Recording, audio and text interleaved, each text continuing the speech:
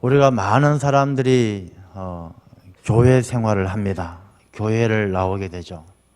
우리 인류의 역사를 따져본다면 우리가 예수님께서 이 땅에 오시고 초대교회가 세워지고 지금까지 2000년의 세월을 지내는 동안에 얼마나 많은 사람들이 교회에 나와서 신앙생활을 해왔겠습니까? 아마 그 모든 사람들이 다 천국에 갔다라면 천국에 아마 무지무지 많은 사람들이 있지 않을까 그런 생각을 해보게 됩니다.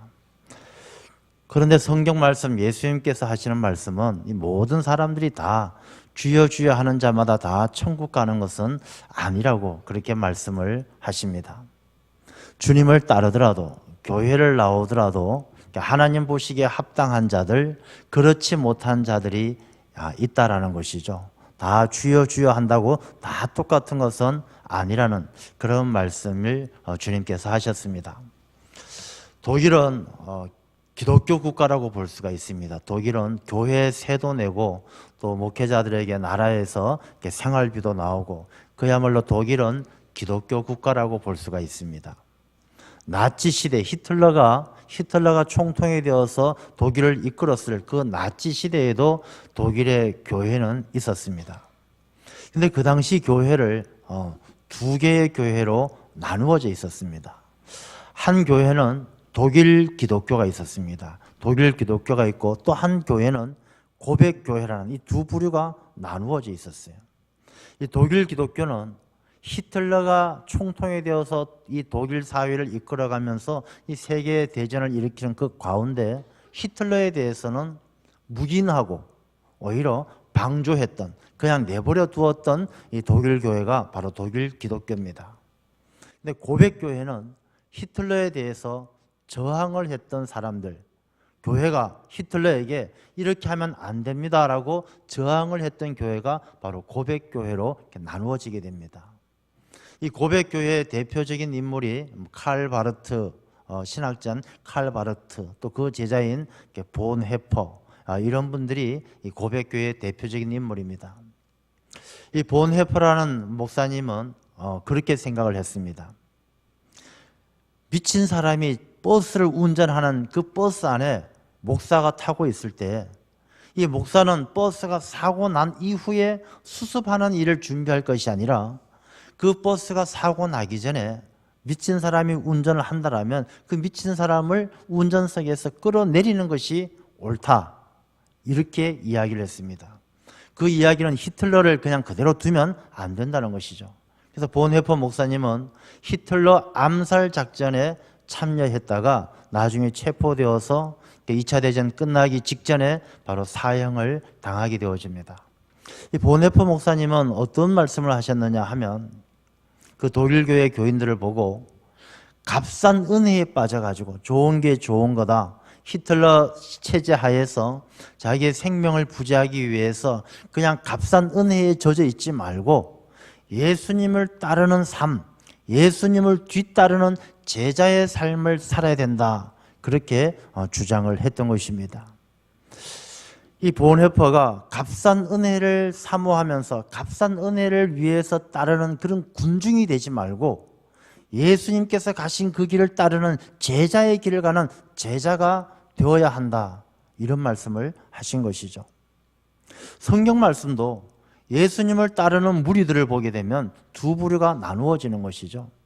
예수님을 따르는 무리가 있고 오늘 본문의 말씀을 보게 되면 제자가 있고 이러이러한 조건을 채워지지 않으면 내 제자가 되지 못하리라 말씀하는 것처럼 제자가 있고 무리가 있고 제자가 있는 것이죠. 군중이 있고 예수님을 따르는 제자가 있어요.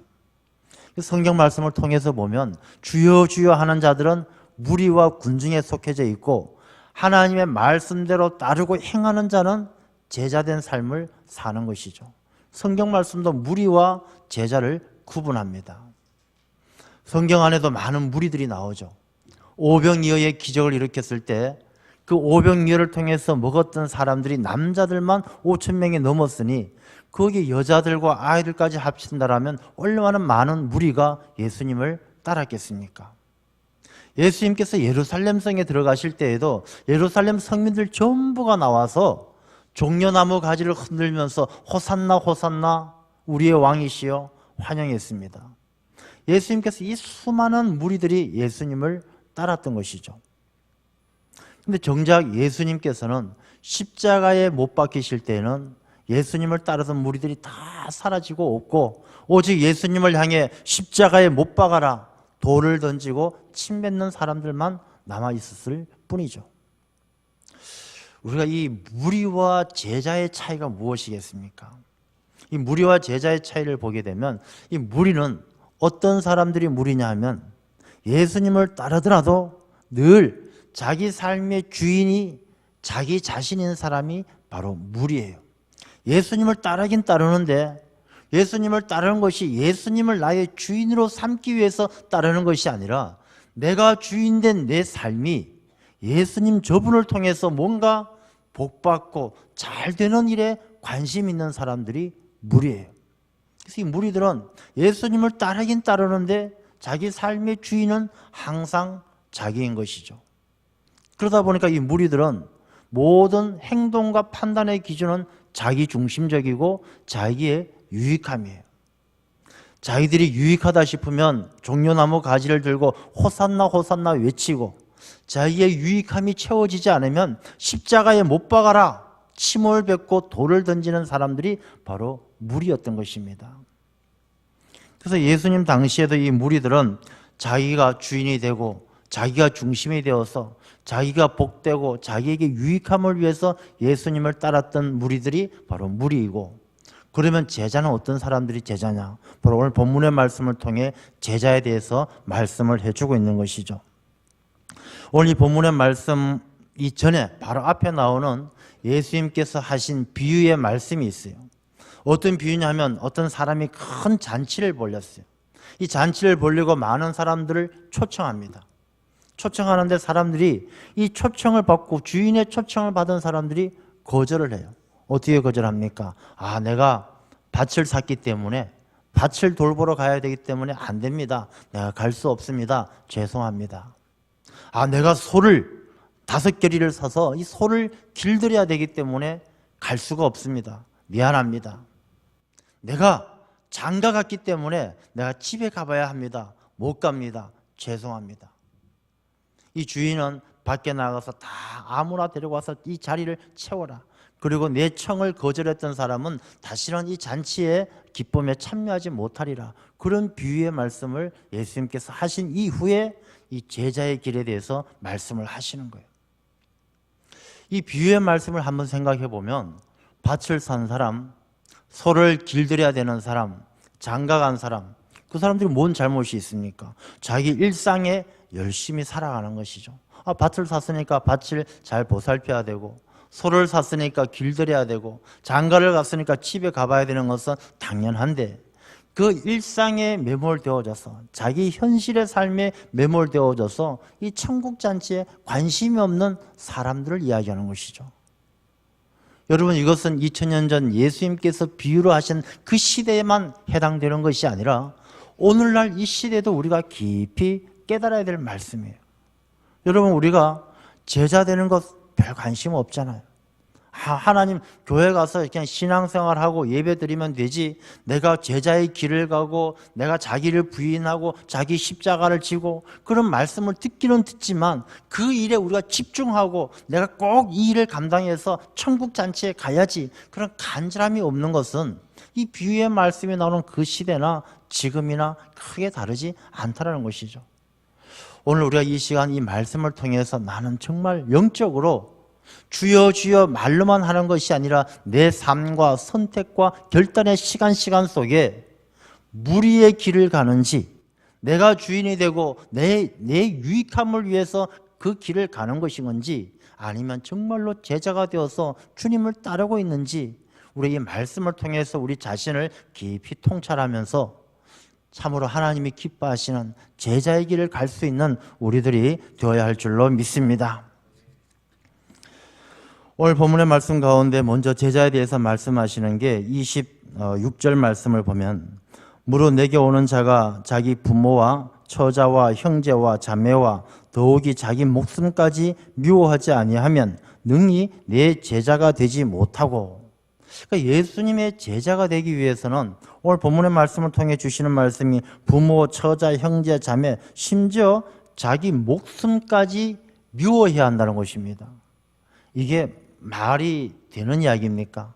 예수님의 제자가 되는데 자기 목숨까지 미워하고 부모도 미워하고 처자와 형제, 자매 다 미워해야 된다는 것이 이게 말씀이 되는 얘기입니까?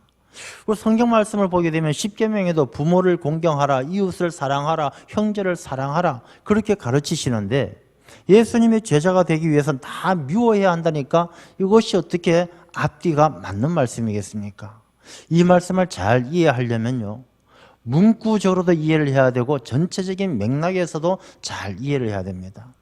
이 미워한다는 말은 이제 아람어로 미세오라는 단어를 쓰게 되는데 이 미세오라는 말은 어떤 뜻이냐면 단절하다, 그러니까 좀 거리를 둔다 이런 의미를 가지고 있습니다.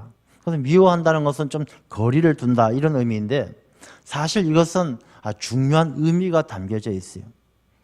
여러분, 맹수들이나 동물들은 젖먹이들이 이게 새끼 때는 부모들이 이 어미새나 와서 막 먹이도 먹여주고 보살펴 주지만 그 새들이나 동물들은요, 날 줄 알고 헤엄칠 줄 알고 걸어 다닐 줄 알면은 다 띄워보내죠. 부모의 슬라에서 떨어뜨려 놓습니다. 단절시킵니다. 부모의 보살핌으로부터 조금 멀어지게 하는 것이죠. 그래야 그들이 자기의 생명을 지켜가면서 독립된 개체로 살아갈 수가 있는 것이죠. 그래서 미워하다라는 말은 단절의 의미를 가지고 있는데 이 단절은 파괴적이고 이게 관계를 끝내는 것의 의미가 아니라 이 단절의 의미는 또 다른 새로운 시작의 의미도 담겨져 있는 것입니다. 그런 문구적인 의미가 담겨져 있고요.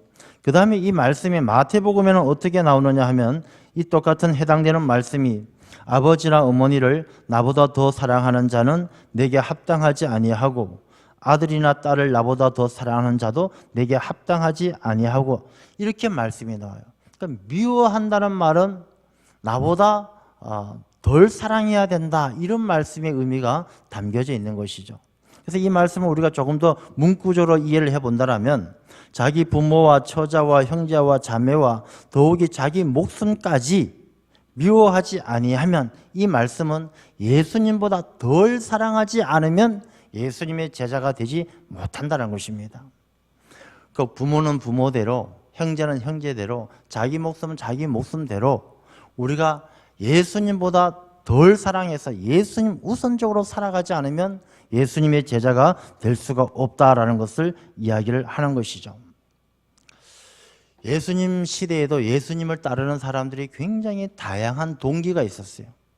예수님께서 일으켜 주시는 기적에 대한 호기심, 또 예수님께서 말씀을 전하실 때 로마로부터 해방시켜 주실 듯한 이스라엘의 왕으로 오신 것과 같이 하시는 그런 말씀, 또 예수님을 따를 때 예수님이 가르쳐 주시는 그 놀라운 감동과 교훈, 이런 것들 때문에 예수님을 따르는 무리들이 굉장히 많았던 것이죠.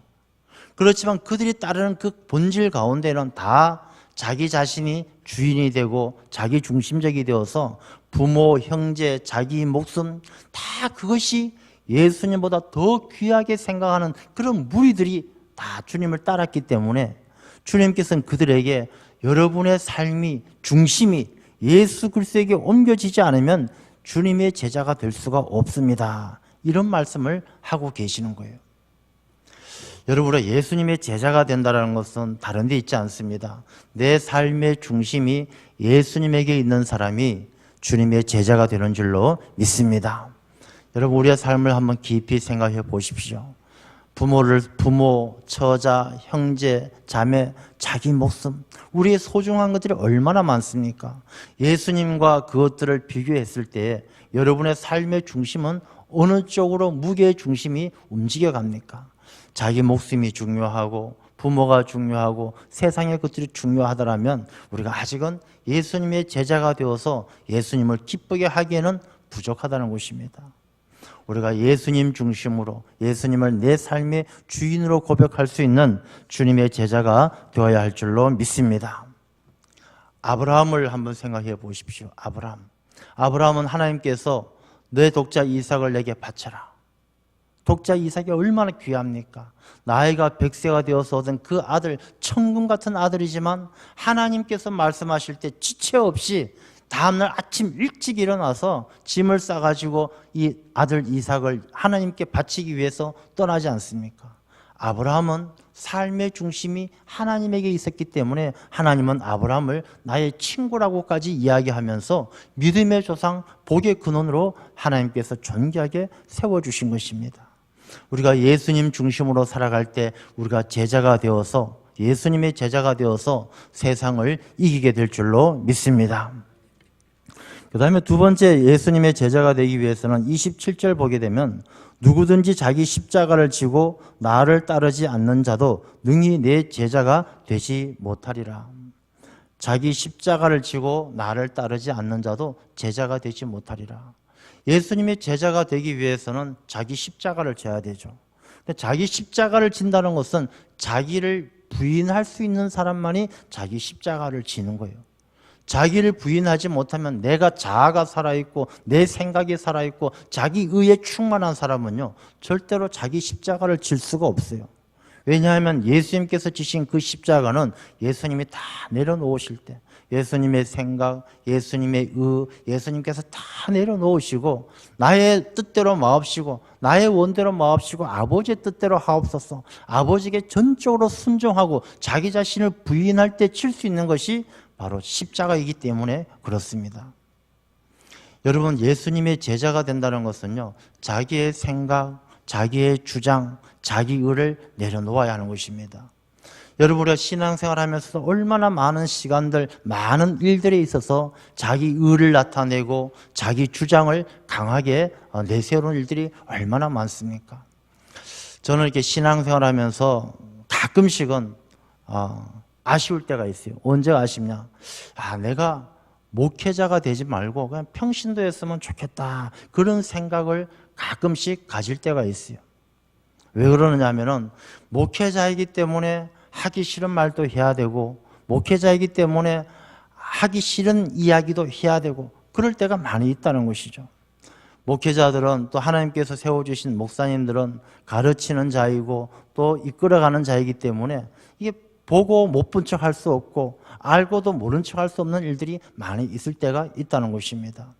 내가 참 평신도였다라면 정말로 이 말씀처럼 다 자기 생각 다 내려놓고 그냥 못 본 척, 못 들은 척 입 다물고 살아가는 시간들이 많았을 것인데 그런 아쉬운 생각이 들 때가 있다는 것입니다. 저는 우리 성도님들이 자기 십자가를 진다는 의미를 깊이 깨달았으면 좋겠습니다. 우리가 자기를 부인하고 신앙생활이라는 것은 내 생각을 전하는 것이 아니고 내 의를 나타내는 것이 아니고 내 생각을 내려놓고 내 의를 내려놓고 하나님의 생각, 하나님의 의를 드러내는 것이 바로 예수 그리스도의 제자된 길을 가는 것입니다. 그래서 우리가 이 자기 십자가를 진다는 것은 십자가가 얼마나 고난의 길입니까? 좁은 길이고 힘든 길이고 고통스러운 길이고 성경 말씀 베드로전서 2장을 보면 이런 말씀을 기록하고 있습니다. 죄가 있어 매를 맞고 참으면 무슨 칭찬이 있으리요. 자기 십자가를 질 때 자기가 죄를 짓거나 자기가 실수하거나 자기가 잘못해서 당하는 고난은 그것은 아무 칭찬받을 일이 아니란 것입니다. 그러나 선을 행함으로, 선을 행한다는 것은 하나님의 뜻대로 살아가는 것이죠. 선을 행함으로 고난을 받고 참으면 이는 하나님 앞에 아름다우니라. 자기 십자가는 하나님의 뜻을 이루기 위해서 우리가 지는 고난이지 내가 잘못해서 당하는 고난이 십자가가 아니에요. 무단횡단하다가 교통사고 나서 다리가 부러졌다. 하나님 왜 내게 이런 십자가를 지게 하십니까? 그 십자가가 아니에요. 무단횡단한 사람이 잘못된 것이죠. 잘못된 실수로 당하는 어려움이에요. 우리가 자기 십자가라는 것은 예수 그리스도의 뜻을 나타내기 위해서 하나님을 기쁘게 하기 위해서 우리가 기꺼이 감당하는 그런 일들이 자기 십자가가 되는 것이죠. 이를 위하여 너희가 부르심을 받았으니 그리스도도 너희를 위하여 고난을 받으사 너희에게 본을 끼쳐 그 자취를 따라오게 하려 하셨느니라. 이 말씀은 예수님의 제자, 예수님을 따르는 자는 그 십자가의 길도 따라올 수 있도록 하나님께서 본을 보여주셨다는 거예요. 예수님께서 본을 보여주셨다는 거예요. 예수님께서 자기의 원대로 하는 것이 아니라 하나님의 뜻대로 순종하며 십자가를 지는 것처럼 우리도 하나님의 일을 이루기 위해서, 하나님의 뜻에 순종하기 위해서 좁은 길, 어려운 길, 힘든 길도 갈 수 있는 그런 예수님의 제자가 되어야 한다는 것입니다. 사도 바울은 그렇게 이야기합니다. 나는 날마다 죽노라. 나는 날마다 죽노라. 자기가 날마다 죽지 않으면요, 늘 내 안에 날마다 자기 자아가 살아서 꿈틀거리는 거예요. 여러분, 내가 예수 믿고 새 사람 되었다 한번 그렇게 크게 은혜 받으면 그 사람이 완전히 변화되어지느냐? 그렇지 않아요. 사도 바울이 다메섹 도상에서 예수님을 만나고 그 이후부터 완전히 새 사람이 되었느냐? 그렇지 않아요. 사도 바울도 그 이후에도 늘 자기의 분노도 있고 자기 자신을 쳐서 복종하게 하는 그 시간들이 얼마나 많았습니까? 고린도전서 9장에도 자기 자신을 쳐서 복종한다고 그렇게 고백하지 않습니까? 모든 것을 배설물처럼 여겼다고, 나는 죄인 중에 괴수라고, 나는 날마다 죽는다라고 그렇게 사도 바울은 고백하는 것이죠. 예수님의 제자의 길이 간다는 것이 얼마나 어려운 일인지, 자기 십자가를 지는 것이 어느 날 하루, 마음 내키는 날 하루 진다고 되는 것이 아니라 날마다 십자가를 지고 갈 때, 날마다 죽을 때 내 안에서 나타나는 예수 그리스도의 능력, 예수 그리스도의 생명이 내 삶 가운데 나타남으로 우리가 참된 그리스도의 제자가 되는 줄로 믿습니다. 그래서 우리 신앙생활 할 때 자기를 부인하고 자기 십자가를 지는 것이 얼마나 귀한 일인지, 내가 날마다 죽노라. 내가 십자가 위에서 내 욕심을 못 받고, 내 십자가 위에 내 의를 못 받고, 내 육신의 삶을, 내 육신의 정욕을 십자가에 못 박을 수 있을 때 우리가 예수 그리스도의 제자된 길을 가게 될 줄로 믿습니다. 이 십자가를 지기 위해서는 우리가요, 장성해야 돼요. 우리가 성경 말씀 히브리서를 보게 되면 때가 오래되었으므로 너희가 마땅히 선생이 되었을 터인데 너희가 다시 하나님의 말씀에 초보에 대하여 누구에게서 가르침을 받아야 할 처지이니, 이 말씀은 시간이 오래 간다고 해서 자기 십자가를 질 수 있을 만큼 장성하는 것이 아니란 것입니다. 시간이 오래되면 이 초보자가 선생이 돼도 마땅할 터인데 여전히 초보자가 되어서 단단한 음식은 못 먹고 젖이나 먹어야 할 자가 되었도다. 맨날 젖이나 먹는 어린아이 같이, 이 젖 먹는 어린아이는 어떻습니까? 옆에 와서 누가 막 얼러줘야 되죠. 까꿍까꿍 이렇게 해줘야 좋아해요. 먹여줘야 좋아해요. 놀아줘야 좋아해요.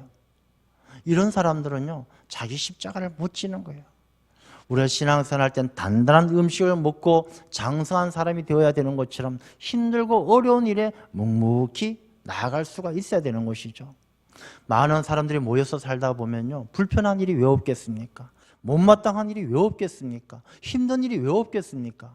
그렇지만 단단한 음식을 먹는 장성한 사람은요, 묵묵히 그 가운데 주님만 바라보면서 주님의 뜻이 어디 있는지 깨달아 알면서 가는 사람이 바로 자기를 부인하고 자기 십자가를 치고 가는 주님의 제자인 줄로 믿습니다. 그 다음에 세 번째, 이 말씀 가운데 우리가 읽진 않았습니다만 33절 말씀을 보면요, 이와 같이 너희 중에 누구든지 자기의 모든 소유를 버리지 아니하면 능히 내 제자가 되지 못하리라. 자기의 소유를 버리지 아니하면 제자가 되지 못한다.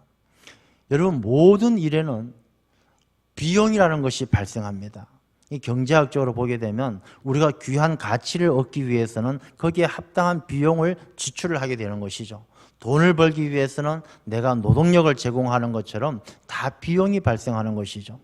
우리가 예수 그리스도의 제자가 되기 위해서도 우리가 지불해야 될 비용이 있다는 것입니다. 내가 이것도 가지고 저것도 가지고 세상의 것 다 가지고 거기에다가 예수님 제자도 되고 다 가지겠다.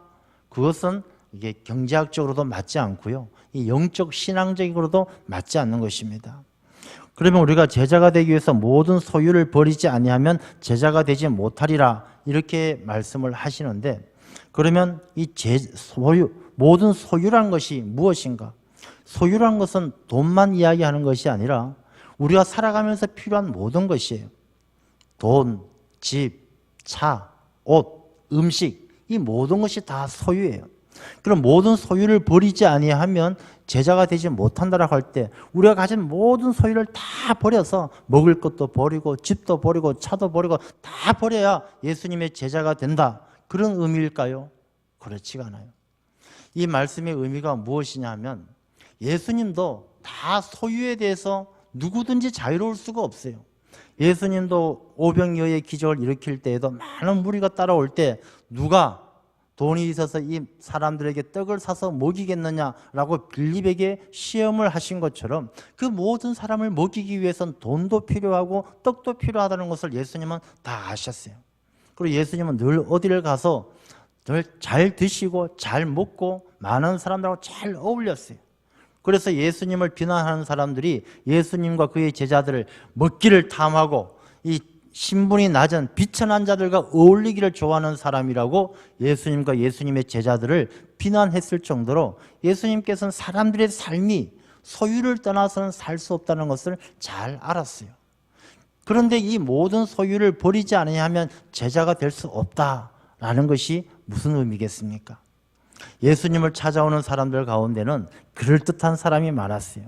부자 청년도 찾아와서 예수님, 내가 어떻게 해야 영생을 얻겠습니까?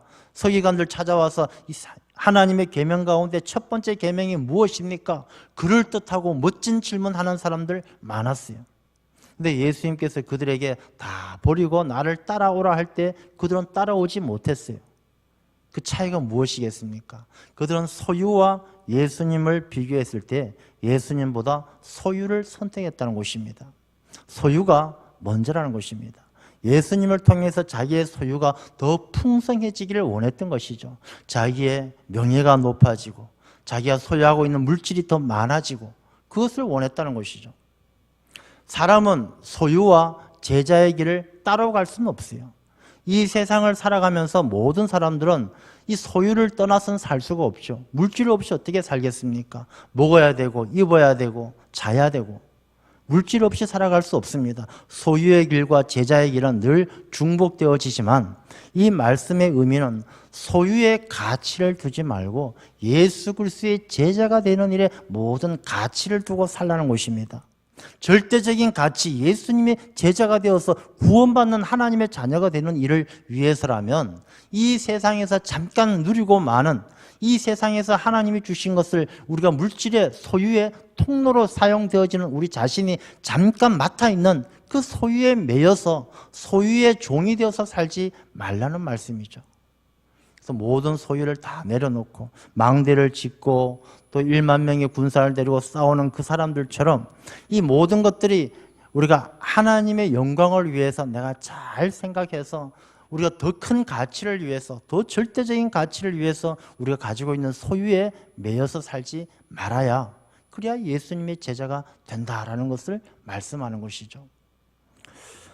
여러분 오늘 마지막으로 하시는 말씀이 34절 35절을 보면 소금이 좋은 것이나 소금도 만일 그 맛을 잃으면 그 무엇으로 짜게 하리요 땅에도 거름에도 쓸데없어 다 버리느니라 들을 귀가 있는 자는 들을지어다.